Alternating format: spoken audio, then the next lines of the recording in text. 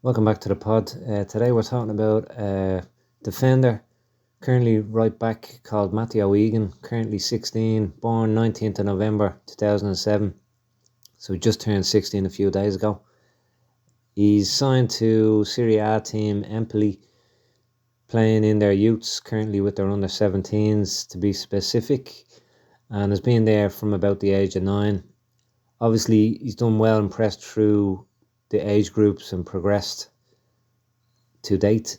Empoli's first team are currently 17th out of 20 in the Serie A.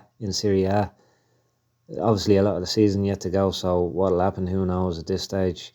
The first team, most famous name probably is one of Paolo Maldini's sons, Daniel, I think, who's on loan from AC Milan. He's a young lad. They have a lot of loan players, actually, 11 in total of a first team squad consisting of 28 players. So obviously a lot of money not being spent there, bringing in loan deals, short-term outview, which doesn't always bode well for youngsters in a squad. They have no Italian regular internationals. 3 Italian players that have Italian caps, with about 5 in total between them. 3 of the 2 of them, are in their 30s and have had caps a long time ago. Again, just 1 or 2, and they have a 20-year-old with 1 senior cap that was last year. So no established Italian internationals. They do have 9 internationals from other countries, varying degrees of amounts, from the likes of Poland, Ukraine, Ghana, New Zealand, Romania and Albania.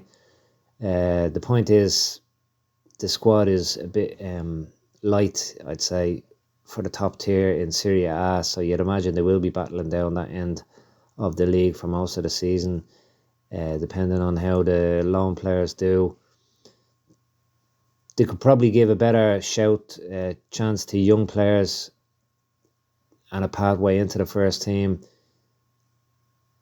That depends on the manager and the outlook from the hierarchy, how they want to play it. But at the moment, there's 3 players in the first team that came from the academy, and the fact they have so many loan players, as I said, is maybe that's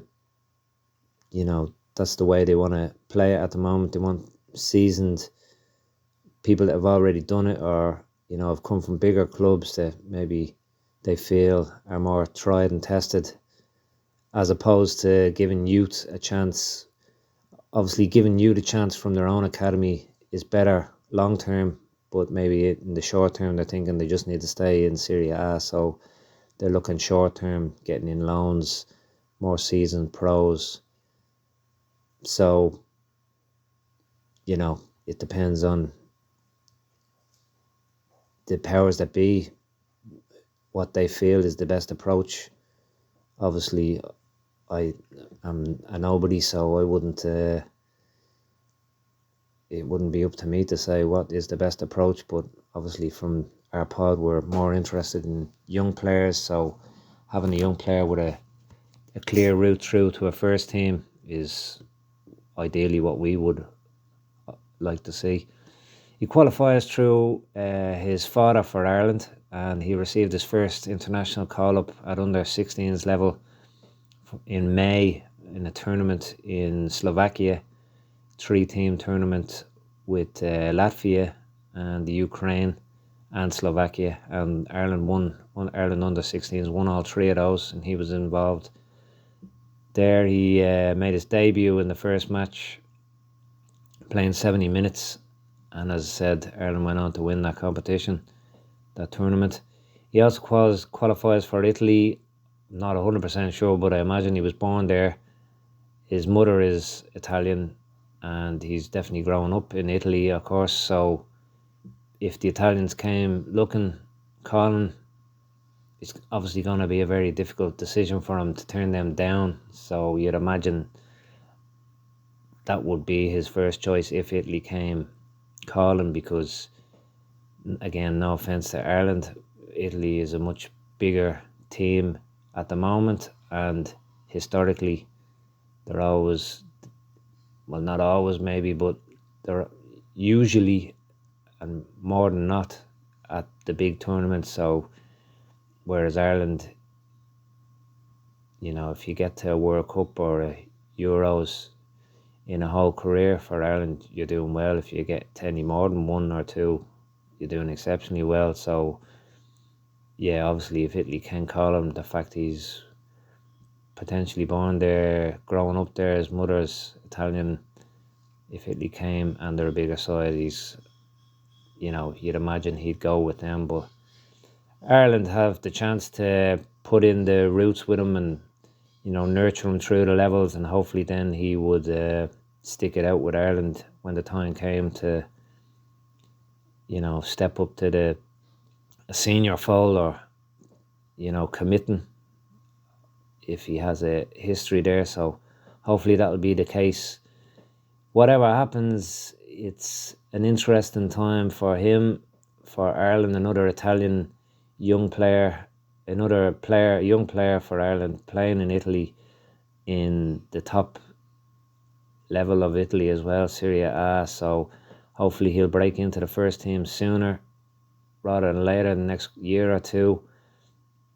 Again, if they got relegated, it's terrible for the club, but potentially that might give him, depending on the manager and how they want to go with it at the club, maybe that will give you more of a chance. Again, at the moment, doesn't look like youth is getting a big look in, but still 3 in the squad in Serie A.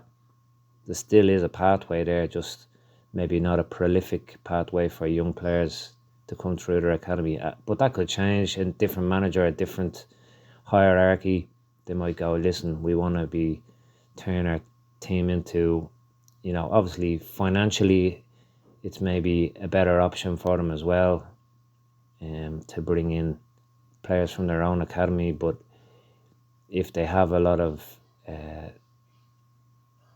support and financial support in their academy and structure there to bring through youths, it's maybe better for the club long term, in my humble opinion. But whatever happens, interesting times, and we'll be watching.